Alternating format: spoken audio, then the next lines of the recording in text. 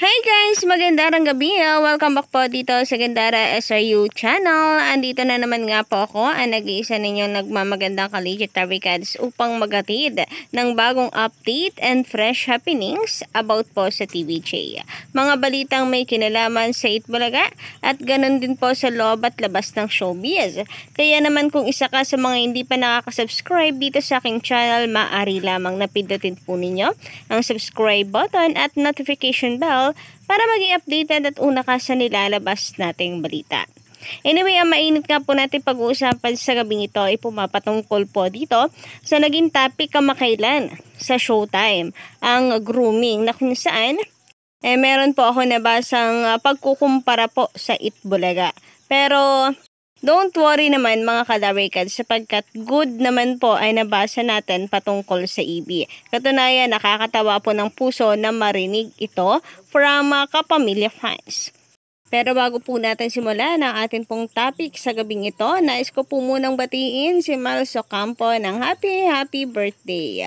Ayan, kung makikita po ninyo dito, may pagbati din po ang TVJ official account kay Miles Ocampo.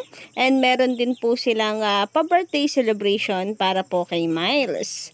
So, narito nga po ang ilan sa mga kaganapan kanina sa Itbulaga, and naalala ko tuloy nung unang birthday celebration ni Miles sa Itbulaga.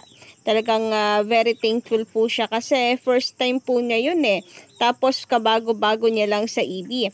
Kaya naman bilang isang ordinaryong tao na nanonood po ng television ay sobra po yung aking paghanga po sa Itbulaga family. Anyway, kanina nga po dumaan din si Kiko Estrada para batiin po itong si Miles Ocampo, and hindi po yun inaasahan ng mga Dabber Cats na personal po siyang pupunta doon para kay Miles. Grabe din yung effort nitong si Kiko, ano? Kaya beke naman, TV5, magawa nyo ng paraan, pasingit naman po si Miles Ocampo dyan sa kahit kaunting clip lang. Sa lumuhod ka sa lupa na pinagbibidahan ni Kiko Estrada, for sure, matutuwa po ang mga Kimi fans niyan. Agree ba kayo mga ka-Legit Tarikads? Kasi ako hindi ko palalagpasin yon kapag si Miles Ocampo ay nandoon po sa lumuhod ka sa lupa, di ba? Malay nyo naman, tumaas pa nga ang ratings dito. Kasi for sure, back to back po, walang lipatan ang mga Dabber Cats niyan. Samantala, may pag-greetings din po si Maha Salvador, ang manager nitong si Miles Ocampo, para sa kanyang birthday na ikinatuwa po ng mga fans. Kasi na-miss na rin po ng mga Dabber Cats itong si Maha na muli pong makatungtong sa EB at makapagsayaw. Pero syempre, nauunawaan din naman po ang kanyang sitwasyon na kailangan unahin po ang family.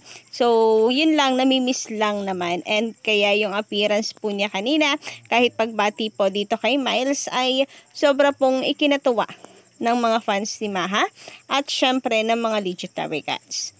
Samantala, sabi nga po ni Miles kanina sa EB, gusto ko lang po mag-thank you, Dabber Cats. Di ko po makakalimutan nung bagong pasok po ako sa Itbulaga, parang 1 month pa lang ako nung binigyan niyo ako ng birthday prod agad. Thank you po, Dabber Cats. Sa Dabber Cats, hindi ko ine-expect ever na magiging parte ako ng pamilyang ito. Forever ko pong sasabihin na legit Dabber Cats ako. O diba, nakakataba po ng puso pakinggan. Samantala, pag-usapan naman nga po natin itong naging episode kamakailan sa Showtime na kung saan na-discuss nga po ang grooming, na kung saan napaka-sensitibo po ng topic nito. Kasi usually naman kapag nandito ka sa sitwasyong ito, minsan hindi mo mamamalaya na biktima ka pala nito. Lalo na yung AME na tinatawag po na basihan, ikaw ay ginugroom. Minsan ang hirap pong i-point out kung ikaw ay victim. Kaya napakahalaga po rin ang topic po nito, napaka-sensitibo. Well, trending po yan sa social media. Marami po ang pumuri sa Showtime dahil nakakapag-discuss na nga po sila ng mga sensitibong topic kagaya ng Itbulaga before sa bawal judgmental. Kaya nga, ako ay nagtataka bakit ang bawal judgmental pa ang tinanggal nila sa EB. yung babalawag kayong ganon. Sobrang nakakamiss. Hindi naman sa hindi po mabenta yung babalawag kayong ganon. Siguro kasi para sa akin na ano lang siya, na naagawan ng oras kaya hindi po nabibigyan ng hustisya minsan yung napakaganda pong segment na ito. Plus yung stage din siguro, I think may impact din po ito ka-Lovercats, no? Malay nyo naman pag nakalipat po sila sa bigger studio, maibalik po ang babalawag kayong ganon. Anyway, dahil trending nga po ito kamakailan na meron po mga nagbigay ng kanilang komento na kung saan ilan lang naman po ito ka-Lovercats and sinasabi na dangerous topic nga po ito, very sensitive topic. That's dangerous. Many abuse victims don't realize they are being abused, let alone a minor to understand someone's manipulation and exploitation. Abuse can lead to dependence on the abuser, masking grooming as consensual. AME is easy to say, but hard to point out if you're the victim. Samantala, sabi pa dito, exactly, parang ang nangyari, kinahunlang ni Vice ang show. Ang grooming sa AME. It's a sensitive and vague topic para isingit lang sa ganong segment at mag-lecture ng 2 to 3 minutes without having an actual expert sa show, gaya ng ginagawa dati ng Itbulaga sa Bawal Judgmental.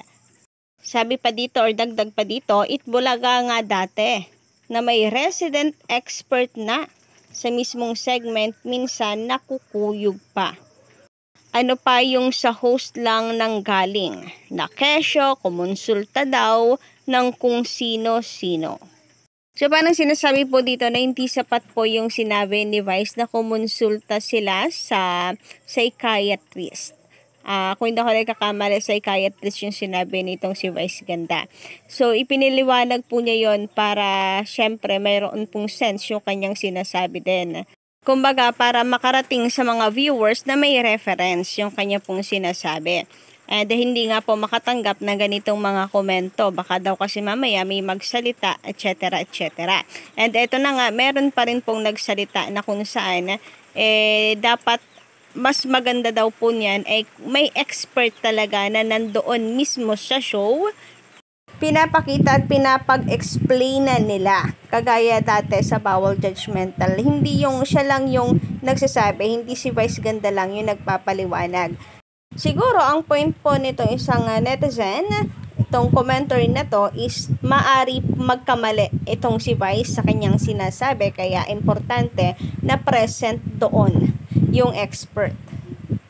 Kung yung EB nga daw may kasama na expert sa Bawal Judgmental, nakukuyog pa minsan, paano pa nga naman kung galing lang sa isang host and sabi ay kumonsulta or sabi daw ni ganito, ganyan. Kayo ba guys, ano pong inyong masasabi about po dyan? Samantala, kung meron man pong pumupuri sa Itbulaga Bawal Judgmental or babalawag kayong ganon, at kino-question yung lakas ng loob ni Vice Ganda mag-lecture without the presence of an expert sa mismong show nila, meron din naman po mga ka-Lovercats na pumupuri dito sa Showtime kasi nga natatalakay po yung mga ganitong kasensitibong topic. Sabi nga po ay iba daw ang Showtime. Iba daw talaga ang Showtime. Pero hindi ko po gets kung saan po nanggagaling itong isa na to na kung saan ang Itbulaga daw po ay puro katoksikan lang ang alam at mga uboba na Pinoy jokes. Then, hinahayaan lang daw ng MTRCB. Napaka-useless.